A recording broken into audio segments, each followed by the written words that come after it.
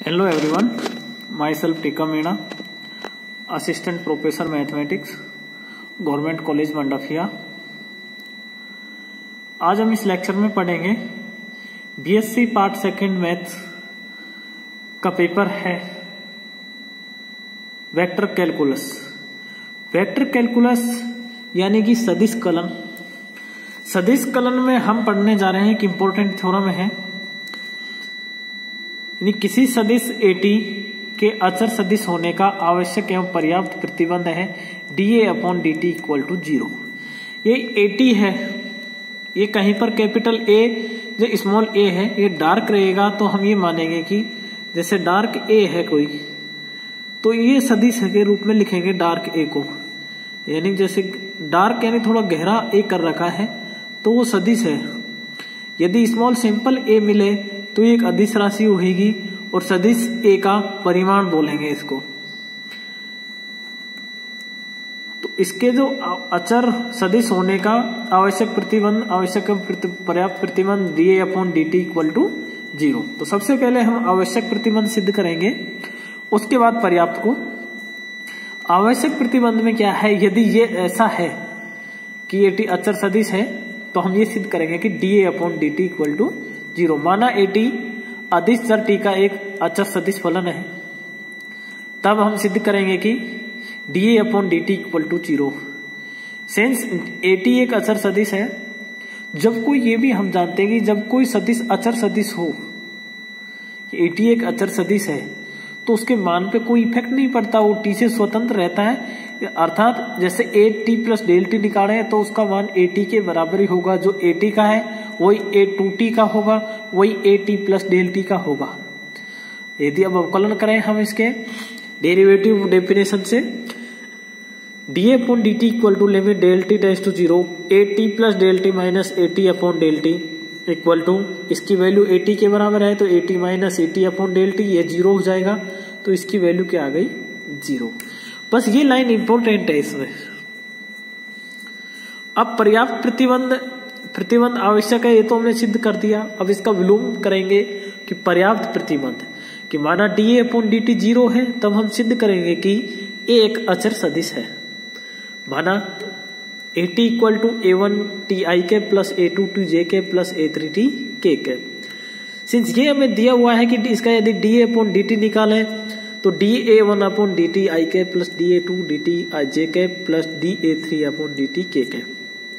dA/dt equal to 0 दिया हुआ है तो हम यदि इससे ये लिख सकते हैं कि इसकी वैल्यू 0 होगी, इससे कंपेयरिंग करें क्योंकि इधर तो 0 वेक्टर है तो ये i के j के गुणा की तुलना करें तो इस सबके मान 0 होंगे, तो dA/dt इक्वल टू 0, dA2/dt और ये तीनों के मान इस तरह अवकलन के मान A1 A2 A3 के अवकलज के मान t के सापेक्ष 0 है।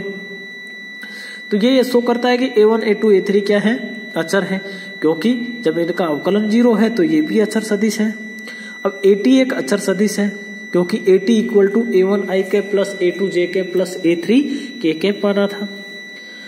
तो ये हम कह सकते हैं कि किसी सदिश AT का परिणाम अचर होने का आवश्यक एवं पर्याप्त प्रतिबंध है कि ये जो था मेरे थ्योरम में कि किसी सदिश AT के अचर सदिश होने का आवश्यक एवं पर्याप्त प्रतिबंध dA/dt इक्वल टू 0।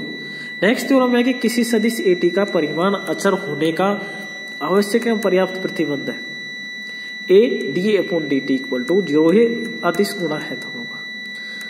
अब देखो ये है कि सदिश AT है, सदिश ये AT, इसको ये भी लिखा हुआ मिल जाएगा कहीं पे, या फिर डार्क ए के रूप में मिलेगा ये, या सिंपल डार्क। यदि स्मॉल इस तरह दिखे तो ये हम इसको लिख सकते हैं, इसका मापांक है।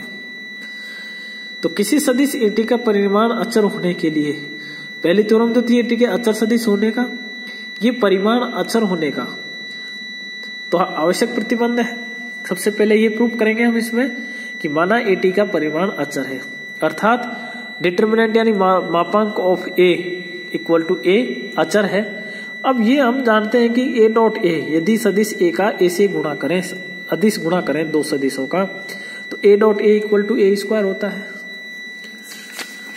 जब ये मान निकाल लिया हमने तो इसका यदि अवकलन करें D upon D T A dot A equal to D upon D T A square ये मापांक अदिश अचर है परिमाण, तो ये 0 हो जाएगा। और यदि इसका अवकलन करें ए डॉट बी का, क्योंकि ये D upon D T A dot B equal to ये होता है D A upon D T dot B plus A dot D B upon D T.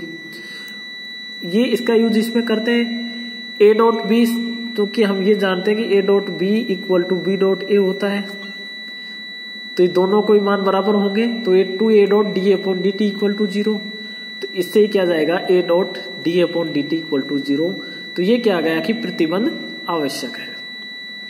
ये क्या है, ए सदिश है, ये डार्क ए के रूप में गहरा लिया हुआ है क्योंकि ए सदिश है।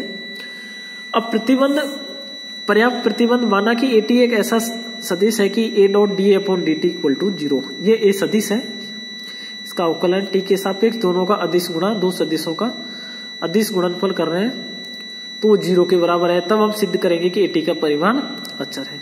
इसके लिए क्या करना है हमको, A dot D upon D T equal to 0, इससे 2 का गुणा ये लिख सकते हैं, इसको हम इस तरह लिख सकते हैं। अब सिंस ए डॉट बी को बी डॉट ए भी लिख सकते हैं, अब इसको हम इस तरह लिख सकते हैं D upon D T A dot ए। दो सदिशों के अदिश गुणनफल को अवकलन क्या इस रूप में लिख सकते हैं। अब इसका मतलब ये हुआ कि ए डॉट ए अचर है, जब भी इसका अवकलन 0 आ रहा है।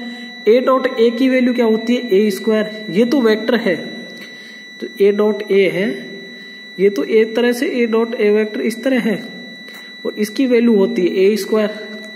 अब ए स्क्वायर अचर है तो मोड ऑफ ए डिटर्मिनेंट इसका जो था अर्थात सदिश ए का मापांक अचर है, तो प्रतिबंध क्या है, ये पर्याप्त है। इसी तरह नेक्स्ट है किसी सदिश एटी की दिशा अचर होने का आवश्यक एवं पर्याप्त प्रतिबंध A cross D A upon D T equal to 0।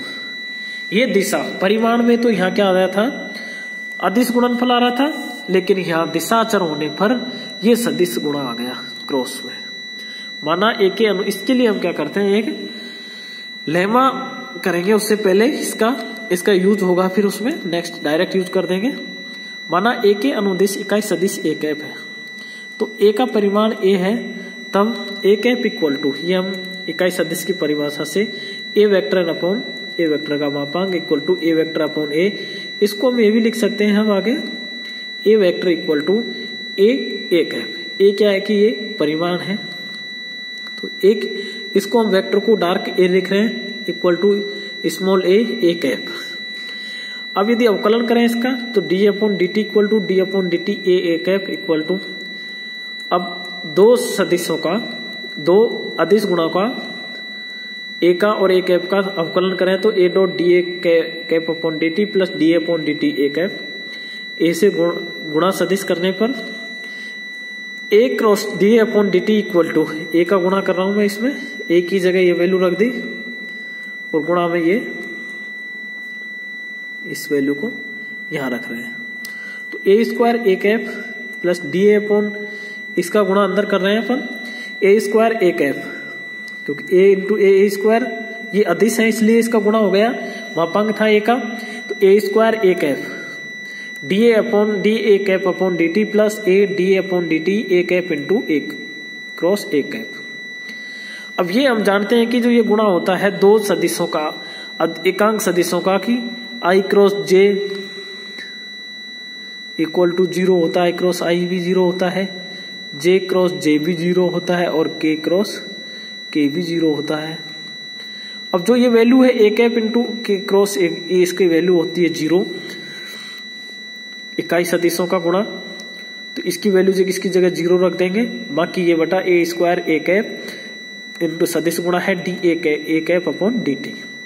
ये जो मान आया हमने ये लाइन ये प्राप्त की सबसे पहले, उसके बाद ए से गुणा सदिश गुणा किया इसको, तो A cross D upon D T equal to A की वैल्यू क्या है अब इससे ए कैप, ए मापांक है ए सदिश ए का, ए कैप इकाई सदिश है और डी अपॉन डी टी की वैल्यू ये रख दी इससे, फिर इसको सिंपल इससे गुणा किया और इसकी वैल्यू 0 रख दी, बाकी मान सेम है। अब नेक्स्ट है इससे कि आवश्यक प्रतिबंध निकालेंगे पहले कि माना एटी की दिशा अचिर है तब ए कैप एक अचर सदिश होगा क्योंकि इसका परिमाण 1 है। अब जब ये अचर सदिश होगा तो D A cap upon D T equal to 0 होगा। तो अभी हमने भी लास्ट पेज पे इक्वेशन नंबर 2 दिया था, उससे इसकी वैल्यू रखें तो A cross D A upon D T equal to A square A cap D A cap upon D T था। इसकी वैल्यू 0 हो गई तो ये कंप्लीट 0 हो गया। तो A cross D A upon D T equal to 0, ये ए वेक्टर है और ये भी ए वेक्टर का ए वेक्टर का अवकलन है टी के सापेक्ष। अब हमें निकालना है पर्याप्त प्रतिबंध। माना ए टी एक ऐसा सदिश है कि A cross D A upon D T equal 0, ये ए वेक्टर है। तब हम सिद्ध करेंगे कि ए टी की दिशा अचर है। ये दिया हुआ है A cross D A upon D T equal to 0, 3। अब इक्वेशन नंबर 2 से ए स्क्वायर ए कैप इसकी वैल्यू है ए स्क्वायर ए कैप क्या सदिश गुणा है D A cap upon D T equal to 0। जब इसकी वैल्यू समीकरण 2 से निकाल के वो रखने पर अब ये ए स्क्वायर तो मापांक है ए का मॉड ऑफ ए, ये तो एक अचर राशि हो गई। तो ए कैप का सदिश गुणा D A cap upon D T equal to 0, ये शो कर रहा है कि ए कैप पैरेलल है अर्थात समांतर है D A upon D T के। तो ए कैप का परिमाण 1 है अर्थात अचर है। तो A cap D A upon D T equal to 0, ये लास्ट थ्योरम से। तो ए कैप इंटू ये परपेंडिकुलर है, ये कह रहा है कि लंबवत है कि A cap D A upon D T के लंबवत है। यह दर्शाता है कि 4 और 5 यह दर्शाते हैं कि ए कैप और D A cap upon D T परस्पर समांतर व लंबवत अर्थात विरोधी है एक दूसरे के। 4 और 5 दोनों अपोजिट हो रहे हैं। भाई ए कैप का परिमाण 1 है तो A cap D upon D T क्या होगा 0, क्योंकि ये 0 होगा तो ये भी 0 हो जाएगा। अब जब ये 0 हो गया तो ये लंबवत हो गया। लंबवत क्यों हो रहा है? क्योंकि ये हम जानते हैं कि A dot B equal to A B cos theta और ए क्रॉस बी होता है ए बी साइन थीटा। जब ए डॉट बी 0 होगा तो इसका मतलब कोस थीटा की वैल्यू निकाल सकते हैं हम। ये कोस थीटा ये 90 होगा थीटा की वैल्यू, और जब ए क्रॉस बी होगा 0 तो थीटा इक्वल टू 0 तो अर्थात पैरेलल होगा, क्योंकि ये इससे आ रहे हैं।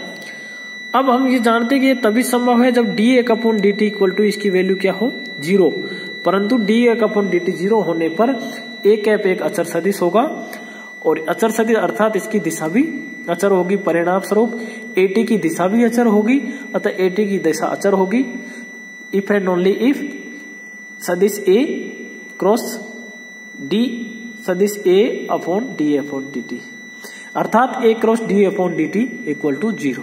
थैंक्स। नेक्स्ट लेक्चर में भी हम अभी ग्रेडियंट, डाइवर्जेंस और कर्ल वेक्टर्स पढ़ेंगे। तो next lecture divergence of scalar functions होगा।